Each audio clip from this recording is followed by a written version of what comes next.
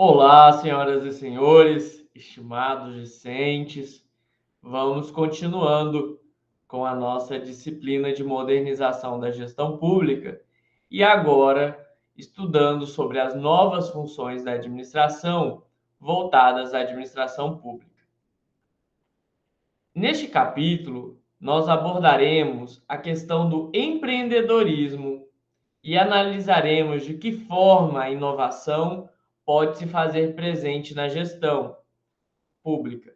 O objetivo é analisar as possibilidades do exercício da inovação na gestão pública, como uma forma de impulsionar esses eventos mediante o empreendedorismo e inovação na administração pública.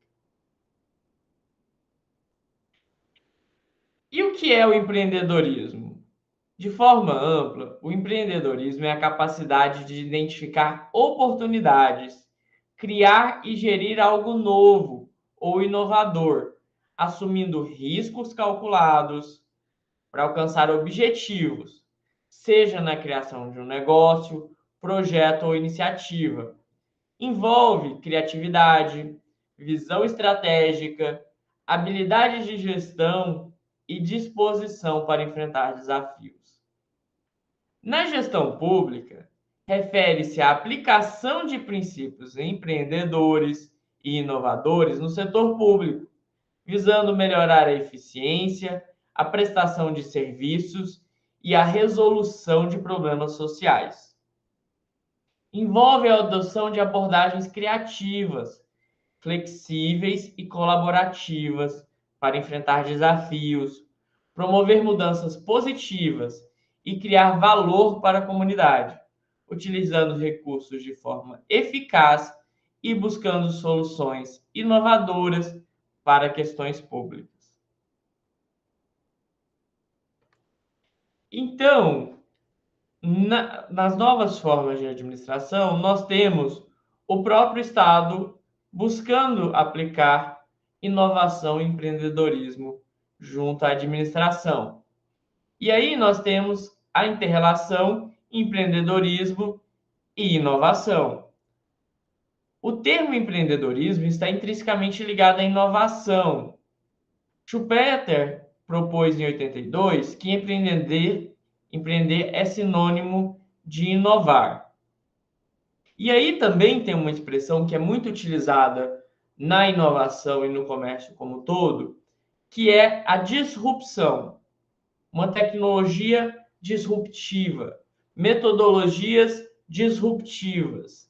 Schumpeter definiu a inovação como algo disruptivo, interrompendo processos normais. Então, imagina, como que a gente se locomovia na cidade? Ou era vamos imaginar uma grande cidade, você tinha os táxis.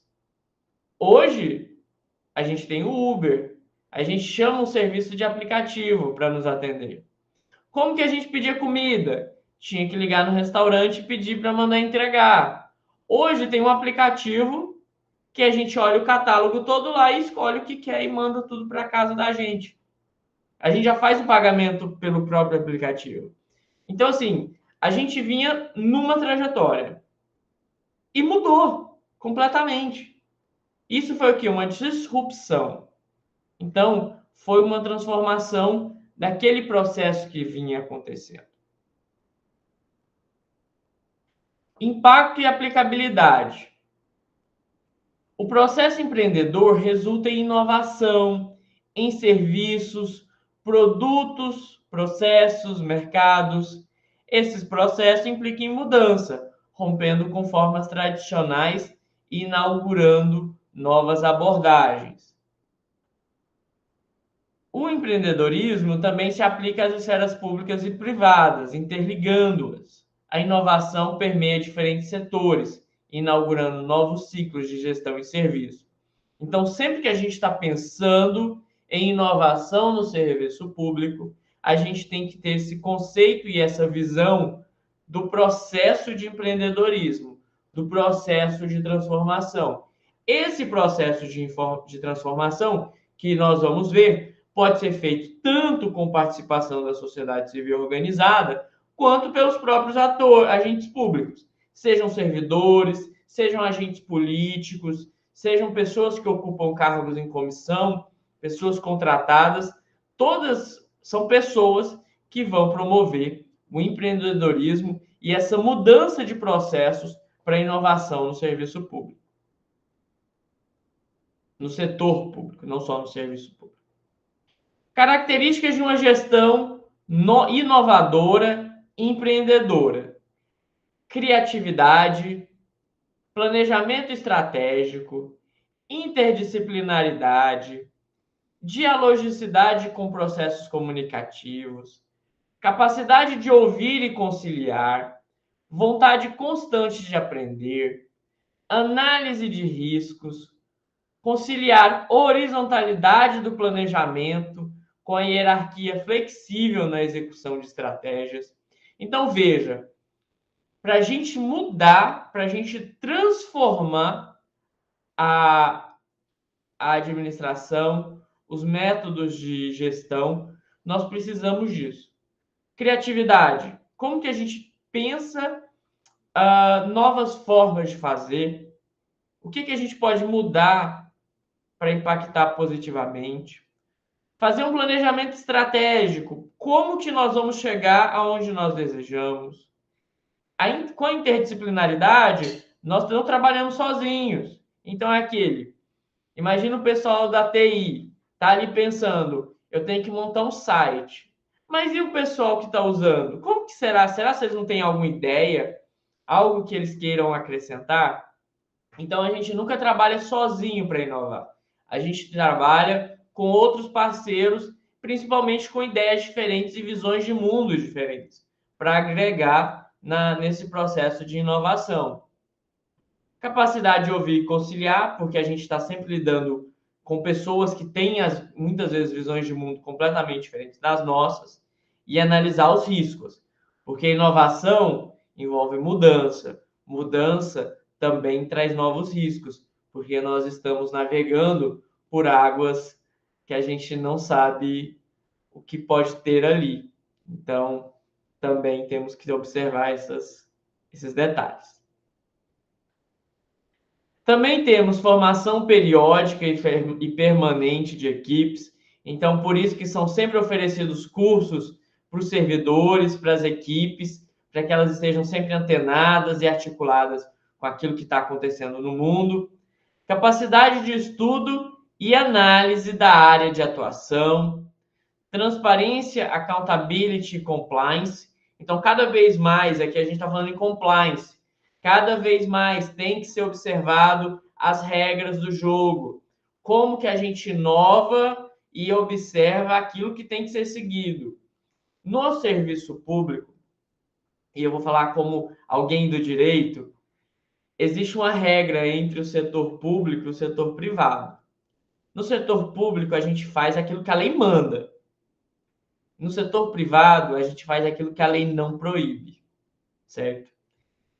Então, quando a gente quer atuar com essas características da iniciativa privada, a gente tem que observar o compliance, que é esse comprometimento, até onde eu posso ir, o que eu não posso fazer, como que eu dialogo entre o que a lei manda e o que a lei proíbe. Então, o compliance ele é muito importante. Para quê? Para evitar assédio moral, evitar descumprimento de leis, observar aquilo que precisa ser observado de legislação. Então, é muito comum um setor de compliance quando a gente está lidando com inovação e processos de modernização. Foco em conciliar bons resultados para pessoas, para empresas e para a sociedade. Se tornar uma gestão realmente colaborativa. Então, nesse processo de inovação, existe uma ideia de integração entre os colaboradores. E quais são as características de um gestor inovador, um gestor empreendedor? Capacidade de ouvir e conciliar, autoconfiança, carisma, articulação, a capacidade de dialogar com vários atores. É preciso de uma organização e disciplina para estruturar os processos, um bom humor e um pensamento criativo para lidar com essas incertezas e com o processo de mudança, que é sempre bastante espinhoso. A gente sempre quer manter as nossas estruturas, a nossa zona de conforto.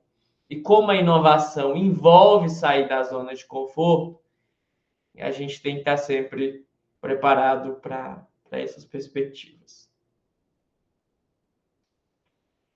Além disso, o gestor precisa ter uma visão estratégica, coragem, bravura e dinamismo, capacidade de comunicação clara, objetiva e direcionada, transparência, flexibilidade e coerência entre comunicação, posturas e comportamentos. Então, não adianta o gestor falar que a gente precisa ir e ele não ir, entendeu? Então, o comportamento tem que dialogar com o discurso. Aspectos críticos do empreendedorismo. Avaliação da continuidade ou interrupção da inovação. Então, aí a gente tem que ver o custo da oportunidade. A equipe empreendedora, relacionamento e gestão direcionado para resultados. E os recursos necessários, avaliação e disponibilidade dos recursos necessários para o empreendimento. Importância dos aspectos na atividade empreendedora. Esses aspectos críticos afetam tanto questões internas quanto externas ao empreendimento. Devem ser constantemente revisados durante o desenvolvimento da atividade. Limitações do empreendedorismo na gestão pública. Drucker aponta que na gestão pública a burocracia pode limitar o empreendedorismo. Destaca-se que o setor público possui um orçamento pré-estabelecido, diferente das receitas abertas do setor privado. E aqui, novamente, a gente vai cair onde? Compliance. A gente tem que seguir essas regras. A gente tem que respeitar as limitações do ente estatal. Então, são aspectos que devemos observar nessas limitações ao empreendedorismo. Complementariedade entre o setor público e o privado. As críticas de Drucker, embora válidas, e aí vocês podem observar todo esse referencial teórico na apostila de vocês, as críticas de Drucker, embora válidas, são comparativas entre setores que são complementares. A crítica sobre o orçamento público não invalida sua importância para o controle dos gastos e para o bem-estar social. Em suma, imagine o empreendimento como um quebra-cabeças complexo, onde 3 peças críticas são fundamentais para montar o quadro completo: oportunidade, equipe e recursos. Timmons, em sua visão sobre o empreendedorismo, destaca esses pilares como essenciais para qualquer empreendimento: avaliar a continuidade da inovação, gerenciar a equipe em direção aos resultados e garantir os recursos necessários são como peças-chave desse jogo em constante evolução. Espero que que eu tenha conseguido passar para vocês um pouco dessa perspectiva do empreendimento na iniciativa no setor público e seu aspecto para a importância e impacto na modernização da gestão pública. Esse era o conteúdo no nosso encontro de hoje. E agradeço aos que nos acompanharam até aqui e até o nosso próximo encontro. Até breve. Muito obrigado.